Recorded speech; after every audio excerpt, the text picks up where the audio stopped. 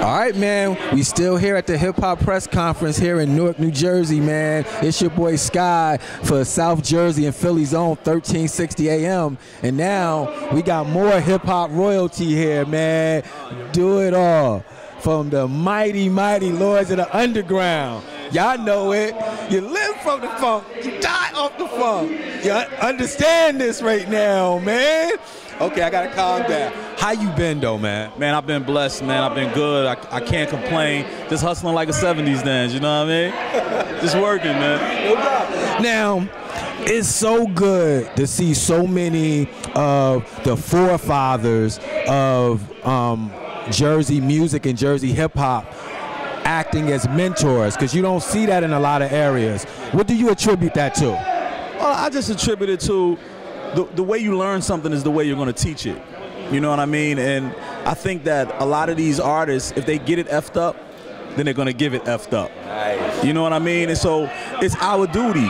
A lot of times, you know, when I was 17 making these records, or 18, 19 making these records, I was, you know, I had the Charles Barkley syndromes. I'm nobody's role model. You know, but when you have a platform and you have a stage and you have many people following you, now it's literally following you and likes and all of that, then we have an obligation. It's your obligation to pass down. You know, that's what people do who are in higher positions. That's how you keep what you love staying alive, by passing it down to the next generation of that. So it's our duty, man. What's your outlook on the hip hop game as we speak? You know, everybody has a different outlook or whatever. Some people want to suggest fixes or whatever. How do you feel about it? I mean, I think our outlook is always, it varies, man, because like I said, once again, back to how people learn stuff and how they give it to the next generation. If a chain is not broken, then it could be generational sins. If it's broken and it's fixed, and then it can be generational blessings.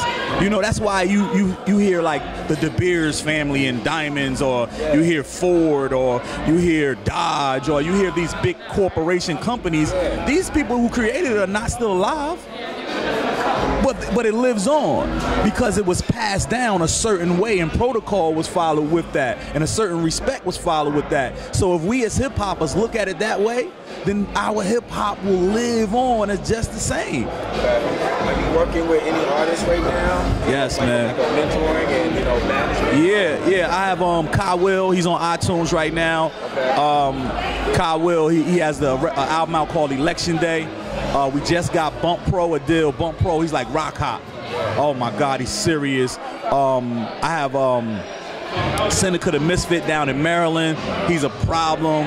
And I got the Phenom Cartel, who I've been working with since he's 15, and he's now 21. And he's, oh my God, he's about to be a serious, serious problem, man. We working, man. We worked out. Now, everybody always like to say they were before their time.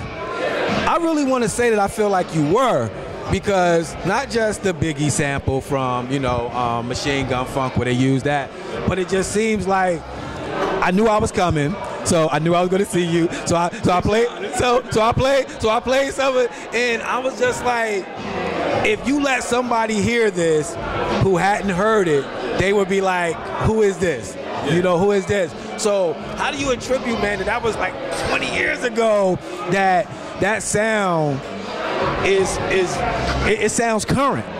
Well, I think that, like, when I was taught how to hip hop and how to make hip hop, I was taught that you can exaggerate, you know, you can exaggerate a little bit, but you never really lie.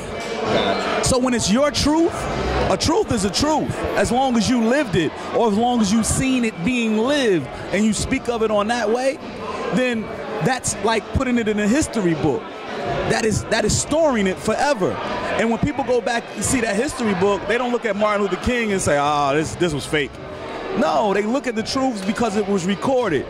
I'm a recording artist. So if we look at it that way, we're recording artists. So if you listen back to all of my music from then, you can tell where I was in my life, what I was driving, what type of chicks I was talking to, what I was indulging in, what I was drinking on, what I was wearing, and all the way up to now.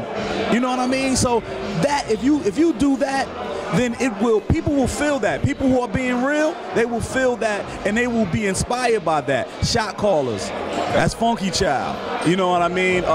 Shout out to Philly area, man. Shout out to Camden. Freeway, he did the freestyle over Chief Rocker. I mean, there's so many people using it because they felt what we was doing, man. And that's what it is. When you're on that stage and when you're in front of these cameras and in that booth, you're giving a part of yourself. I try to leave all of me in there and just try to rejuvenate for the next time I get in there. You know. Now, I guess what I want to say is, people show up, you know, to different events like this, and a lot of times it's on some Hollywood stuff. I understand you and Juan go way back and things like that. I got family in the business too, and I can't get them to show up for anything. So what's the difference in you and Juan's relationship in this event that caused you to come out and not get rushed in here into a corner in VIP, but you kicking it with the people or whatever? So how is that different for you? Well, I think that you're right. You know, you can pick your friends, but you can't pick your family, so to speak. And I think that like when a person shows you who they are, believe them. You know what I mean? And Juan has shown me nothing but that he's a kind-hearted, good dude. He doesn't want anything but to win and be a part, you know, for his craft, which is engineering and mixing and producing. He just wants to be a part of what he loves, the culture he loves, and that's hip-hop, man. And he's shown me that. And, you know, somebody show you who they are, believe them. Nice, man. Well, I want to thank you, man. I appreciate you so much. I need you for one more thing.